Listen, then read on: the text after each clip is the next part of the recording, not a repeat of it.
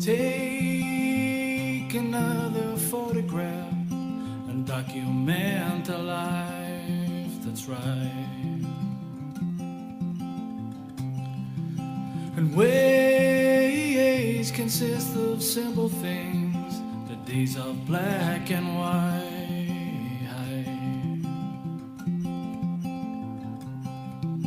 And faces from a humble past. Hello, ladies and gentlemen.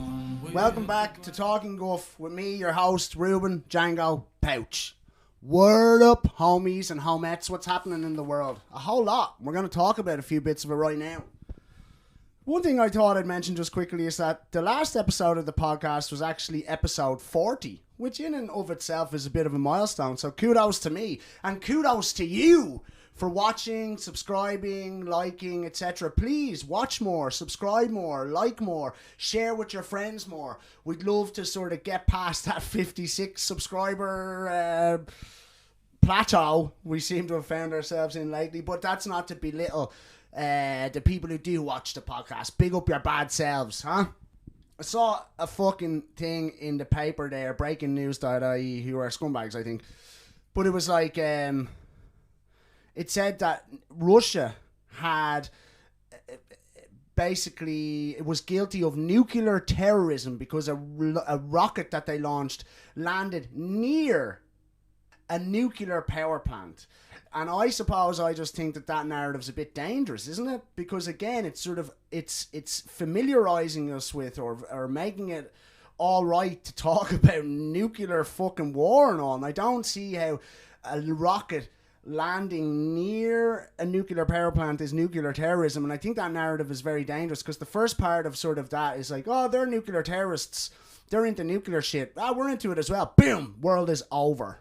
You know what I mean? Again, I'm just really worried about that situation and the narrative that comes out of it. And I probably don't have the prerequisite expertise to understand it fully, but from where I'm sitting, it looks like a dangerous situation, and I'm increasingly worried about the prospect of fucking nuclear war. Because if someone's a nuclear terrorist, you can fight them with nuclear warfare potentially. No, that's the only option you have left. Terrifying, absolutely. I watched Nope, the Jordan Peele movie, and like, I don't know, I've only watched Get Out, which I thought was amazing. I haven't seen Us. I've heard it's very good. And then, but then I've also heard mixed reports, in fact, about Us. And Jordan Peele is a very interesting, obviously really fucking super talented, super intelligent guy. Was on Mad TV, Key and Peele, and is now making his own movies. Went to see Nope. Didn't actually think it was that good. Thought it was Tarantino-esque in that it was full of holes. Looked good, good acting, and nearly was good. Nearly was great. It had some great plot lines and storylines and ideas, but it wasn't very cohesive. That's what I thought. What did anyone else think? Still very interesting. Something about it was appealing, but in general, I didn't think it was a very good movie. That's all I'm going to say. Has anyone else seen it? What did they think about it? What did they think about Jordan Peele? Has anyone seen Us? Is it deadly? Should I watch it? Talking about things maybe that are really good to watch, I started watching that new Rings of Power thing on Amazon, which I'm a bit ashamed about because I hate Amazon, but I wanted to watch it. And I also watched the latest season of The Boys, which is actually fucking really good. Has anyone watched The Boys? Do they think it's really good also? But the Rings of Power thing, man, I think that is fucking deadly. I've been really enjoying it. And what does anyone else think about it? I think there was some controversy over them having a black elf and black dwarves and stuff like that, which I think is a bit ridiculous because for numerous reasons. But I did notice a little thing where it's like the elves all are regal almost and sophisticated, and they talk in these English accents, and then all the shit munchers like the hobbits, they talk in Irish accents, and the dwarves are Scottish and that sort of thing. And I was a little bit like, we spoke last week about the energy situation and how fucked up it was, and how it looks like that because now the price of a barrel of oil is less than $100 on the world derivatives market, and yet we are paying 30 to 40% more for our energy because apparently the baseline costs have gone through the roof. Now, we discussed this last week, but I just keep seeing then like that we're not going to actually deal with this situation. We're going to introduce a windfall tax, we're not going to deal with this situation. We're going to create a welfare state, because now everyone just gets to get money from the government to subsidise the new cost of living, instead of dealing with the fucking nefarious, erroneous bullshit that is creating these cost of living increases. We're just going to give you welfare. And I've nothing against welfare, don't get me wrong. I'm not the type of person who gives out about people on the dole. I think that's a system that works for the people who create it. But I am worried about not looking at the root of these problems and instead throwing welfare at it that me and you pay for anyway, effectively. So I just wanted to touch on that again, because it keeps coming up, these welfare entitlements that are put in place to deal with the rising energy costs, rather than dealing with the profiteering that's creating the rising energy costs. Very interesting stuff. And also, and maybe I'm being paranoid, but I keep seeing articles referring to mother of three from Offaly has gone viral with this energy saving hack, and this €40 appliance from Woody's is what you need to deal with the energy crisis. And it's not actually, it's promoting this idea that we have to be clever, we have to watch how we live our lives, we have to make accommodations to the amount of money that energy is costing us. We're just like, stop giving us those stupid fucking hacks and promoting ways in which to live with the situation. Why don't you fucking go, and why don't you talk about in newspapers, news establishments, why don't you talk about what I'm talking about, how there seems to be profiteering going on, and how our government is complicit in that, and in fact they're figuring out ways to keep that going to the detriment of normal, everyday, working class people. Why don't you talk about that in the newspapers, rather than tell people, oh, just get on with it, here's a little hack we have for you. Go fuck off. I saw a really interesting thing on Russell Brand recently, where he was saying that the COVID deaths are beginning to become dwarfed by the amount of people dying from, as a direct result, should we say, of the lockdowns themselves. That undetected heart disease, cancer, diabetes, and other mental health issues on top of those undetected issues are creating 1,000 surplus deaths in the UK a week. 1,000 people more than usual are dying in the UK as a direct result of the COVID lockdowns. And then when you start to think that those lockdowns, those mandates that were put in place to combat COVID for the greater good of everyone, they were presented to you by people who were going to gain from them on a financial and political level. And now we know that they were really fucking bad ideas, that they were really bad for people, and that thousands of people a month are dying as a result of that situation. That's fucking insane, isn't it? It's just like so much in the world. It's like, it's right there in black and white, but we're not going to talk about it. We're not going to deal with it and mobilise together to actually deal with the situation. Like, I talk to people about this stuff and they don't want to hear it. And that's their prerogative. It's no problem. I'm not judging people, but I'm just wondering how far we would have to be pushed, like with the energy thing, with the COVID thing. How far do we actually have to get pushed before we go, no, we're not fucking having this, we're going out into the streets, we're going to tear the fucking place apart? Because that's what's needed, in my opinion. Like, we can't, apathy is going to be our downfall very soon as well. It's going to be a tough motherfucking winter. And to tie in with the Woodies thing, the COVID thing, I was in Woodies, and I was going in there to find a paint scraper that I could use in work for peeling things off the flat top. And they had one that was sort of flat, and I was looking for one that had more of a knife edge on it. And I went up to this young lad with a fucking face, he had a face mask on him. He works in Woodies. He's standing there with a face mask on. And I go up to him and say, all right, mate, what's the story? Do you have like a knife thing like this, but with a more of a blade on it? And he fucking jumped back. And he wouldn't come within 6 feet of me. And then he was looking at the thing in my hand and going, there, mate. And he's sort of standing back. And I'm feeling to myself, hold on a fucking minute, mate. Like, you're worried about COVID, you want to wear a face mask. That's your prerogative. I'm not judging you for that. Each to their own, as they say. You do you. But at the same time, your job is to help me with my inquiries, my problems, etc., when I'm in your establishment. And you cannot engage with me properly, so I don't think really you should have a job. I don't think you should be allowed to work in a situation that you refuse to engage with. If you're scared about it or worried about it, that's fair enough. But then this is the consequence of that situation, is you don't actually get to be in a position where you need to engage with people in order to do your job correctly. If you can't do that, which this young man couldn't, you're going to have to fucking go, mate. You know what I mean? I can't, it's just wild. Like, he was sort of looking at me like I was dirty or I had a disease. What does anyone else think about that? Am I being too over the top there? Should I accommodate him and his worries and anxieties even in a professional setting? What's your thoughts? What's your take on that? I seen a video of these lads.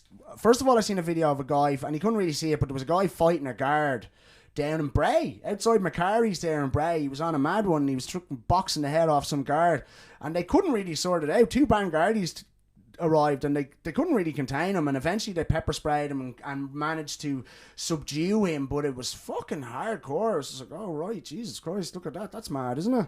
And then around a day or two later I got sent a video by Noel Healy, my good mate, who's actually started working in the same place that I have, and I'm really pleased about that because he's good crack. But he was sent me a thing like with these lads joyriding in some estate in Dublin, and they're fucking bombing up and down the road, pulling hardcore handbrakers in what I assume are stolen cars, because you wouldn't drive a car that you paid for like the way these lads were driving the cars. And the fucking guards turn up, and there's a gang of lads on the green parallel to the road that these joyriders are pulling fucking full handbrakers on and all. And they're just standing there screaming, and they're going, ram the guards, forward! And eventually these fucking lunatics just start ramming the guard car in their stolen cars. And obviously the guards know who they are. They can see them through the windscreen and stuff like that. But I just was like, whoa, man. There's some fucking, like, guys, young lads who just do not give a flying fuck. Guards are here. We don't give a fuck. We ram them off the road. Lunatics. Like, fucking lunatics. Huh? I'll try and get it and I'll put it here. Pop. Jacker! Got it! They're not stopping. Go on! They're going behind them. Oh, he's hitting the guard. Get on! You fucker! Give me a block!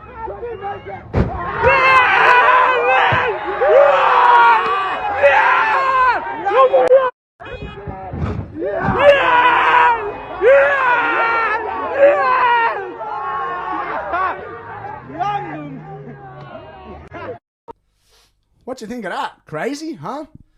Moving on. The Queen. She fucking kicked the bucket. Obviously, we spoke before about the monarchy, and I have some very strong opinions and views when it comes to a system that sort of defines, that iconizes the idea that I am better than you by default. It's a birthright that I'm better than you. I am divine by comparison. So, obviously, she's kicked the bucket, God bless her, whatever age she was. Don't know, in her 90s or something like that. She's been the Queen for 70 years.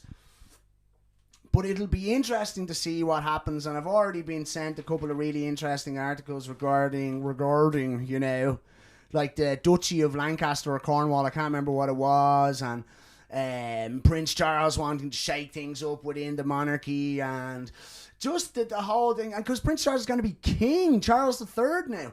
And so look, there's so much there that's so interesting. We're going to do a whole podcast on it. It's going to be the next podcast. Watch this space. Hey, sorry, I just had to sort something out there. Because, I've been getting myself increasingly into some hot water, I suppose, from time to time, because I have no filter, you know what I mean? And I think it's part of my charm, because I'm trying to walk a righteous path. There's no malice or malevolence in what I'm saying. I just sometimes say the first thing that comes into my head, and it can get me in trouble. Point in case, recently, I won't say what the dynamic was, but there's a dynamic that I'm a part of, and there's a woman in that dynamic as well, can be hard work from time to time. She'll be like, you know them mots, them hardcore bitches who just launch in first, and they don't like start with, hey, look, what's the story with, it's just like, what's going on with, and you're like, oh my god, what the fuck is going on? So this bird is hard work.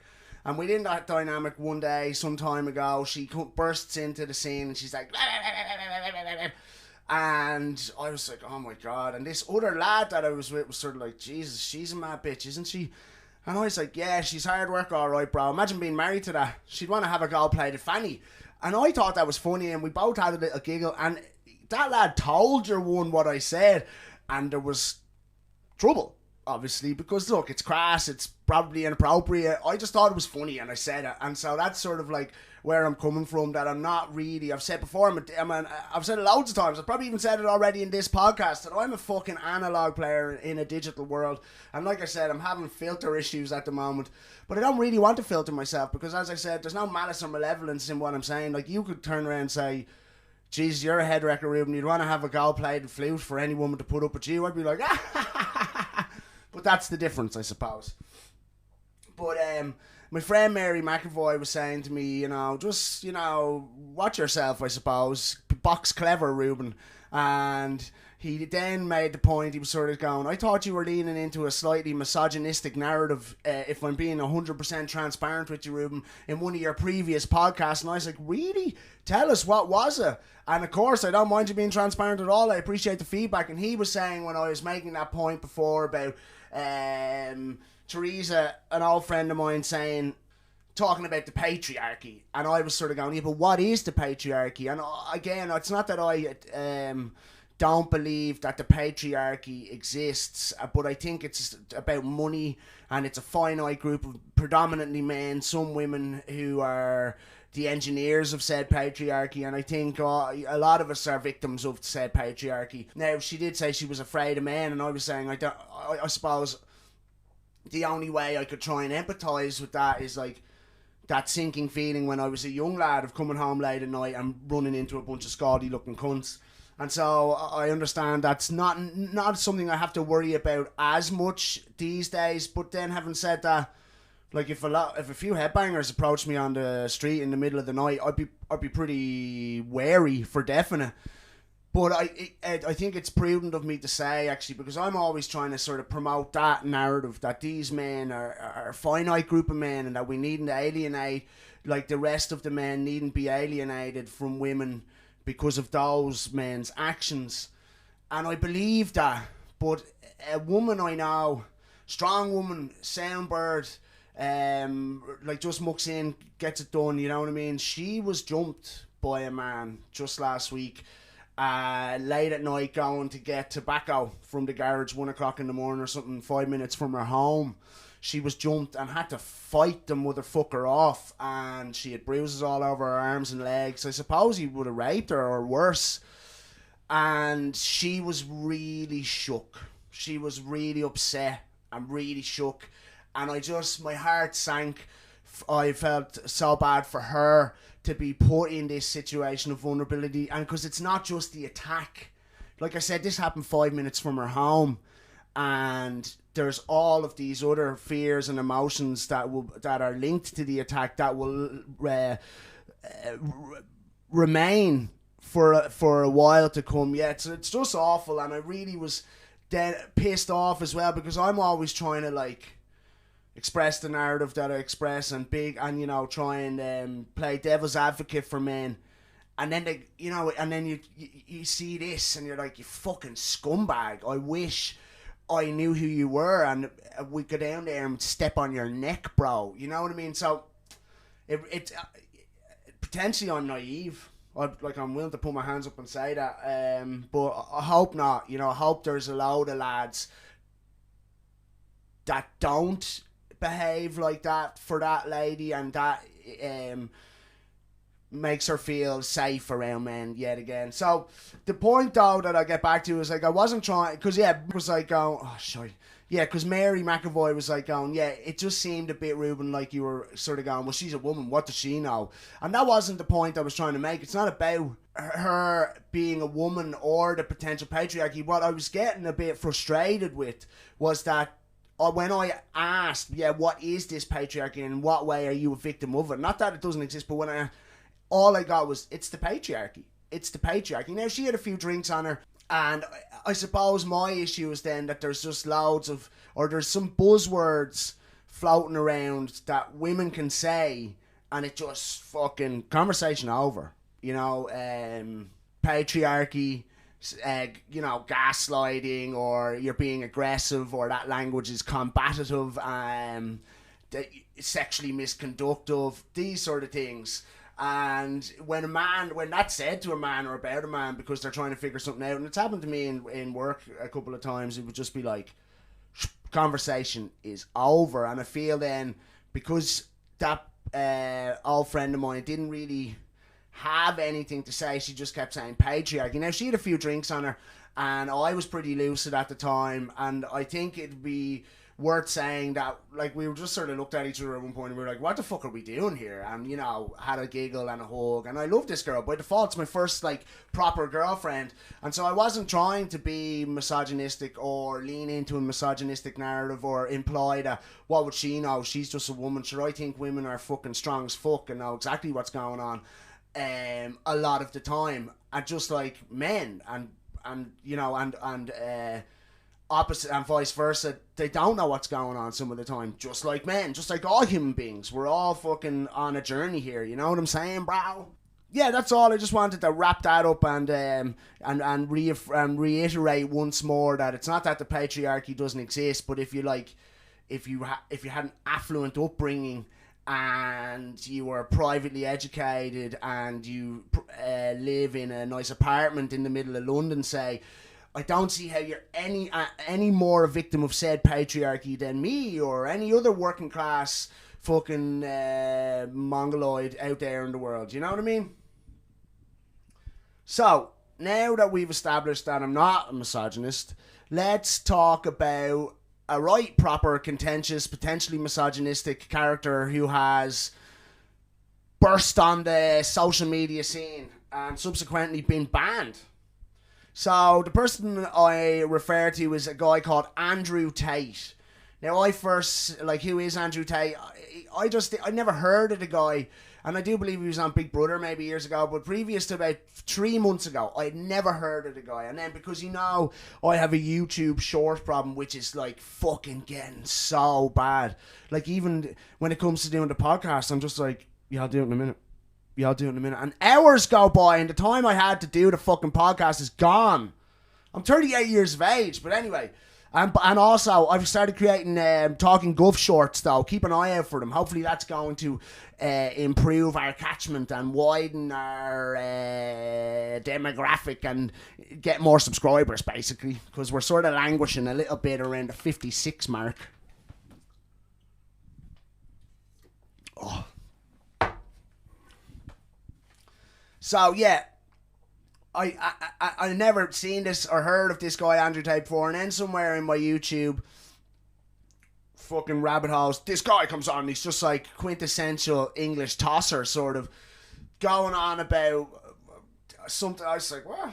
And all about, you know, oh well, when I have a woman, she has to XYZ, and I was like, all right, mate, whatever you're into. And so and out from then, he has become literally the most famous person on social media, it would seem. And potentially he did that on purpose. I can't help but think that he potentially was looking at the internet situation, YouTubers making massive amounts of money, and said, oh, I'm going to fucking do that and do it better than anyone. And he's going to play a sort of like embellished version of himself. I suppose we better mention that this guy's rich. He's like super rich. According to him, he's worth like 300 million euro or whatever. He has made most of his money. He made a little bit of money, I think, as a kickboxing world champion, and then made money through like potentially nefarious or like questionable enterprises such as like strip clubs, casinos. He operates out of Romania. He runs a fucking OnlyFans stable, like akin to like Babe Station, but via OnlyFans, you know.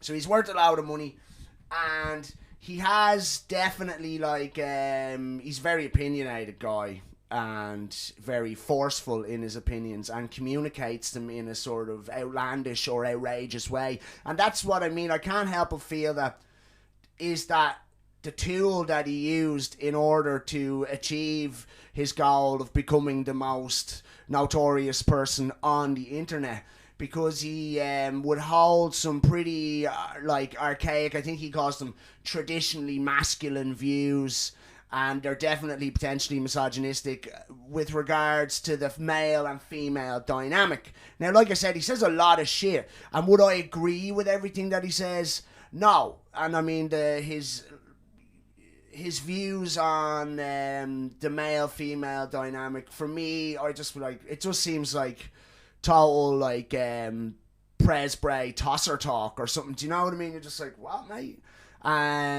But he'd be like, you need to control your woman, you need to go out and work hard and be a top G and fucking get a high value woman who's going to value you and all of this sort of stuff. And he likes younger women because they're easier to, like, they don't have as much baggage or hang-ups or something like this, I suppose. And look, like I said, not necessarily in line with my ideals or ideologues when it comes to the male and female dynamic. Do I agree with some of what he has to say? Like I said, he's very opinionated and he has a lot of things to say. And so, aside from the male-female stuff, like, I would agree with other stuff that he has to say. In fairness, like, he's definitely really clever and he's definitely super confident, and like I said, I think he's playing a part. He's being a troll on purpose to get where he got, I suppose. And not because he necessarily needs the money, but because some egoic reason. I don't know, to be honest with you. But, like, he had some really interesting stuff to say about COVID. Like, he does have some of what he says about the male-female dynamic, I do agree with, and some of it is delivered in a heavy-handed fashion, but the core value of what he's saying is true to me. And he also has a lot of things to say about financial systems and being sort of stuck in the financial rut that has been created for us, and you can't really deny that in some ways. Like, he calls it the Matrix. I'm free of the Matrix, and like I said, I'd be laughing at, like, you know, is this guy serious? But what he's the core value of what he's saying with regards money, I do agree with. And like I spoke about the patriarchy, he has a really interesting thing to say about, like, racism. He's like, this is you're wasting your time arguing over racism, because he's like, going, do you think a black billionaire and a white billionaire and a brown billionaire and an Asian billionaire, like, all get together and are racist to each other? No, because they're the colour of fucking money. They're in the same club. I say it all the time. That's essentially what I say all the time. It's not about black, white, gay, straight, any of that shit. It's about, like, loads of money control everything and everyone else. You know what I mean? So that's an interesting thing that he had to say, and I couldn't disagree with it. In fact, I agreed with it. It's not to say, again, that I agree with the other stuff that we've already spoken about. What I find more interesting about the Andrew Tate is the sort of reaction to him on both sides of the spectrum. So, like, let me whatever the fuck I'm trying to say. I was in work, right? And there was a group of girls, and I could hear them going, he's a fucking scumbag. That guy, Andrew Tate's a wanker and all. And I was like, oh, right, cool, let's have a chat here. I was like, what's the story, ladies? Andrew Tate, what do you think of Andrew Tate? Because I was sort of like, I just thought he was a phenomenon in ways. Do you know what I mean? Because that's the thing. It's just like, I saw him once, saw him a couple of times, and then it was fucking it was everywhere on YouTube was Andrew Tate. Everywhere on Instagram was Andrew Tate.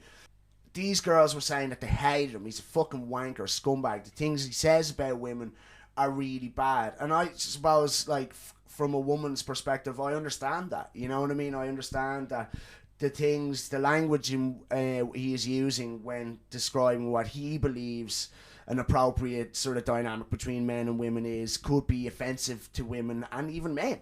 I get that. I understand that totally. But one really interesting point that the girls were making was that they were just like, so many young men are totally obsessed with Andrew Tate. They think he is, in fact, the top G. And because he drives a foreign, he goes around in private jets, he's got loads of money. So he says, go to the gym, be strong, look after your bitch. And the lads are like, yeah, I'm going to make my money, I'm going to get a high value bitch, and I'm going to look after her, but she's going to fucking do what I say and live how I want to live and blah, blah, blah.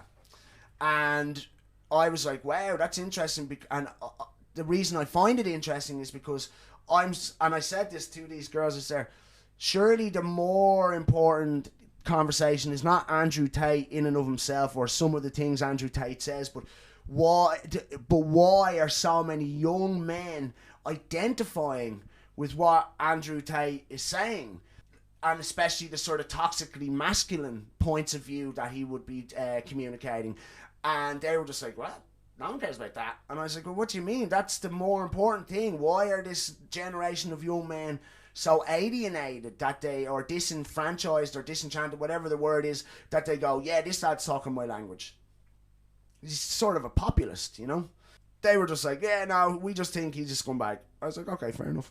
But they did also refer to, like, go watch this guy Daz's videos about him. This guy Daz has made a load of videos about the horrible things he said about women. And I was like, alright, I'll check them out.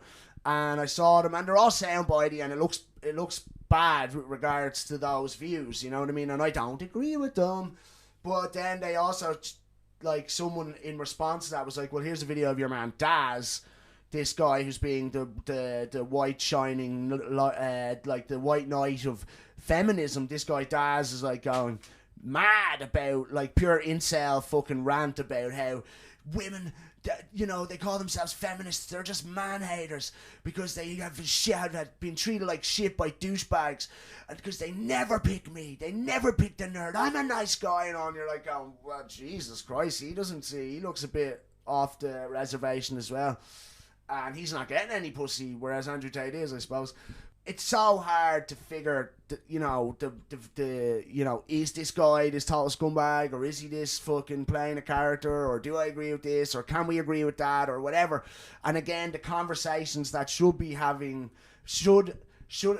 should be having are getting lost, I find. And like I said, the thing with the man, and why do so many young men identify with what this guy is saying? Why are they so disenchanted? And I think that's a really important conversation, and potentially it's because in the wake of sort of, like I said, there's these buzzwords, and like, men, it's hard for men to be men.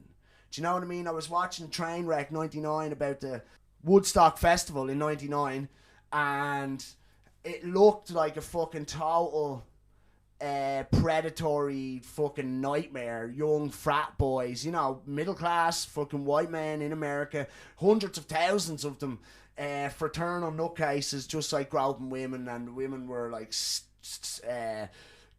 starkly outnumbered, and like, I don't know if people were getting raped or any shit like that, but and that's obviously deplorable behaviour, but they were tying that into the Me Too movement in the end of this documentary. It seemed a bit weak to me now. It seemed a bit of a stretch to tie it into the Me Too movement.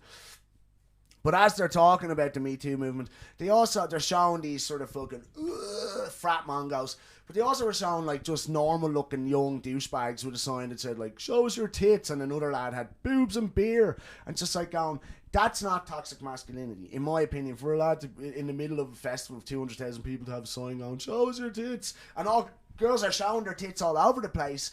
I just was like, it must be tough now for lads, because it's just like, if you have, like, young lads, 18-year-old lads, they want to see girls' tits and fannies and all, like, that's, and I'm not saying they should just be able to see them and grab them and look at them, but the idea that even communicating that or thinking about that is somehow inherently wrong or toxically masculine or misogynistic is dangerous. That, in my opinion, and we just need to watch out for that. And so, like, I don't know where I'm at now. I've gone totally off topic, but oh yeah, why potentially men are alienated from women. And another couple, like, I don't know if you saw this thing where it's your man from Arcade Fire, I can't remember his name, but he's come under flack now recently because he had sex with women who were, and I believe it was consensual sex, with like 3 or 4 different women who were between the age of like 19 and 24 when he had sex with them, and he was between the age of 35 and 39, something like that. I'm pretty sure that's it. If I'm wrong, you can call me up on the comments. But then the girls were saying that that was uncool, that they felt traumatized because he had abused the power dynamic and took advantage of their youth to have sex with them. And some people may agree with that, but I'm just like we've all had sex and regretted it, and then now you can turn around and go, oh no, I actually didn't consent to that, and in fact they're not even saying that, they're just saying that he abused the power balance. I'm like, oh, what the fucking planet are we living on? That 19, 20, 22, 24-year-old girls have sex with an older man and then regret it after the fact for whatever reason, and go, oh yeah, I'm traumatized now because he abused the power balance. I just think that's fucking mental, you know what I mean? And totally, it's just like, you can't win. Men are just bastards then, is it? And like another thing, Rob, Handsome Rob, who used to do the ones and twos, he sent me this thing on Twitter where a woman was talking about, there was a fucking really vicious looking stabbing fight in a shop on Dame Street, the Spar on the corner, I think, maybe, in Dublin. And this girl fucking is slashing and stabbing at this other girl. And the woman in the video, or the woman on Twitter, should I say, referencing said video, is like going, I'm so ashamed of all the men because they didn't break it up. So many men standing around, I'm so ashamed of them that they blah blah blah. And you're just like, hold on a fucking minute now. If two lads were stabbing the shit out of each other in the fucking Spar on Dame Street, it would be disgraceful, deplorable behaviour, you know, just what we come to expect from men and their toxic masculinity.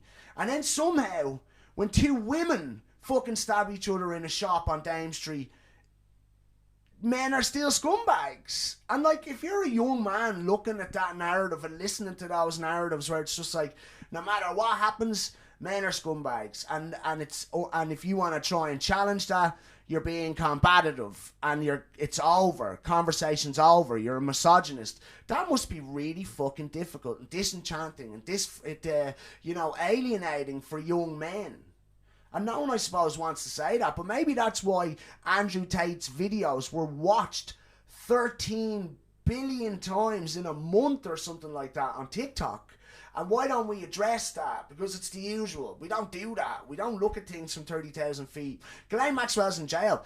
That paedophile ring's gone. Paedophilia doesn't exist anymore. What political and financial elites? Forget about it. It's done. Jeffrey Epstein's dead. Oh, Andrew Tate's been banned because he has been banned. It's over. Don't worry about all them disenchanted young men who are going to come up now to be grown men. They don't exist. They've stopped listening to Andrew Tate. Have they? Fuck. They've galvanised their opinion of Andrew Tate. They've made a martyr out of Andrew Tate. And I think another interesting thing about that Twitter thing, it's just like, you expect a man to jump in there and fucking like use his strength to break up that fight between those two women. And like, I mean, I would like to think that I'd be like, oh, well, ladies, now, come on, let's sort this out. But if I seen a fucking mad fucking bitch stabbing another mad looking bitch in the Spar on Dame Street, I'd probably, 7 times out of 10, would just be like, oh, Jesus. But the irony of it is that you want a lad just to go, here, fuck it, what are you at? You know what I mean?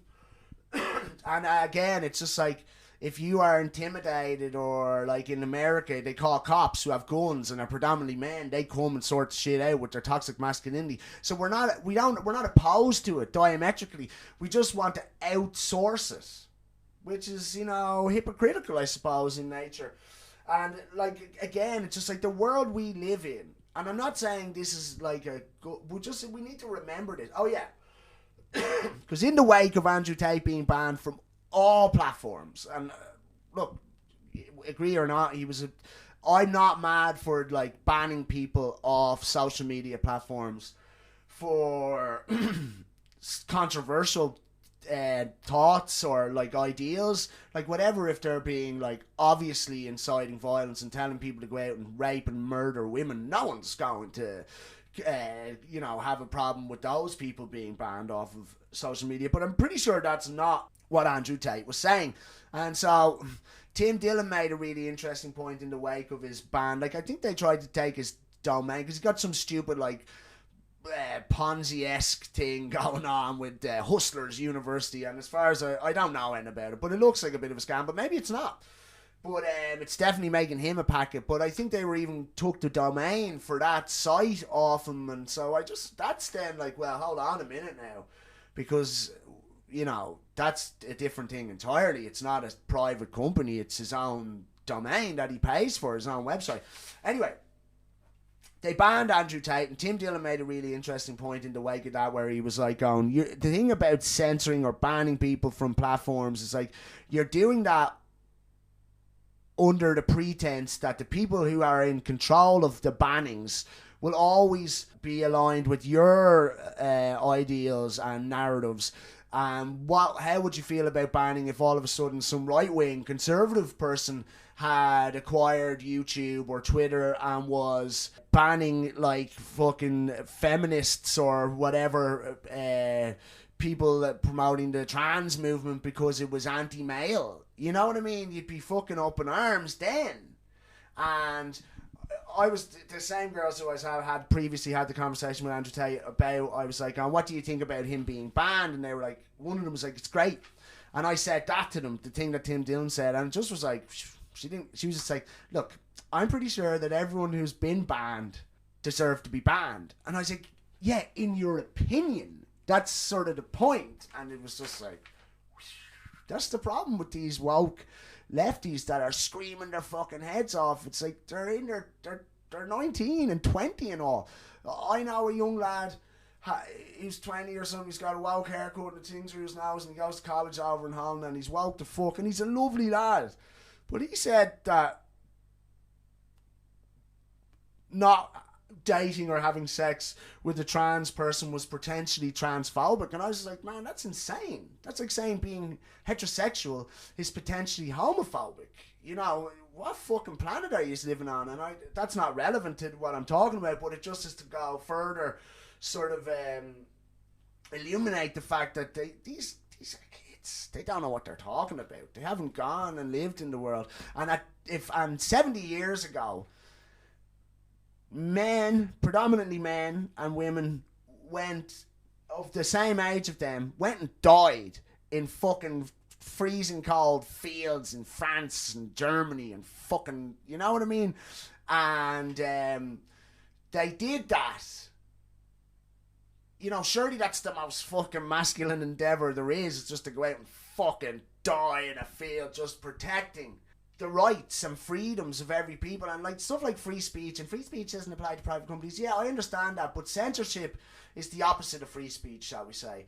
Those are sort of cornerstones of modern Western democracy. And like I said, don't forget that, you know, people died in savage and brutal fashion in order for you to enjoy the freedoms, etc., that allow you to get so bent out of shape. Like, it's like Joseph Stalin's obviously a fucking, you know, malevolent character on loads of levels, and a seriously flawed human being. Winston Churchill, a bigot and a seriously flawed human being. George S. Patton, etc., etc. Eisenhower, or whichever one it was. But the reality of it is that these motherfuckers carved the world we now live in, and their ideas created a world in which you have the freedoms to think and feel how you want. And it's just maybe a little bit of interesting food for thought. Listen, I've said it a million times, I'll say it again. I am not into treating anyone badly. I would like to think I'm about altruism and compassion and all the rest for all people, men, women, you know, black, white, whatever the fuck your buzz is. So, like, but it has to be mutual, and we need to live like that together in simpatico, in spite of our differences and our different understandings of certain situations. And remember always that your one true enemy are the political and financial elites who create the world we now live in, which is becoming increasingly unsuitable for the human spirit. Peace and love, homies. Mwah. And ways consist of simple things, the days of black and white.